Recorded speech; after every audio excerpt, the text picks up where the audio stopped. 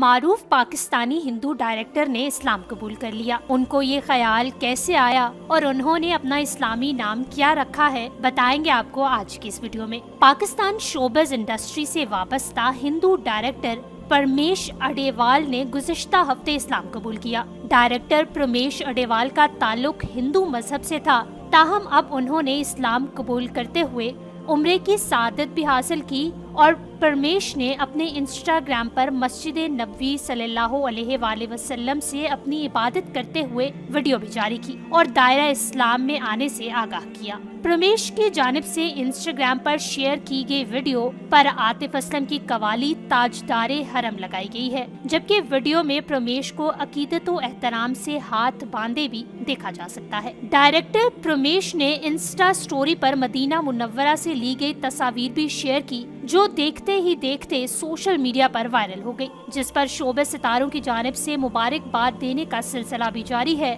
Director پرمیش اڈیوال Pakistan کی showbiz industry سے گزشتہ کئی سالوں سے منسلک ہیں۔ ان کے کامیاب پروجیکٹس میں پنجاب نہیں جاؤں گی اور عشرت میڈ ان چائنا شامل ہیں۔ پرمیش اڈیوال نے بہت سے ڈراموں کے OSTs کے لیے ہدایت کاری کے بھی فرائض سر انجام دیے ہیں، ساتھ ہی مشہور اشتہاروں میں بھی اپنی صلاحیتوں کا لوہا منوا چکے ہیں۔ میڈیا رپورٹس کے مطابق انہوں نے سعودی عرب میں عمرے کی ادائیگی کی اور پرمیش اڈیوال کا مسلم نام اب محمد رکھا گیا ہے۔ ڈائریکٹر پرمیش اڈیوال اپنے دوستوں اور ساتھیوں کی طرف سے نیک خواہشات وصول کر رہے ہیں، جو ان کے اسلام قبول کرنے پر خوشی سے سرشار ہیں۔ فیروز خان، ہمایوں عالمگیر اور دیگر نے ہدایت کار کو اسلام کی روشنی میں داخل ہونے پر مبارکباد دی ہے۔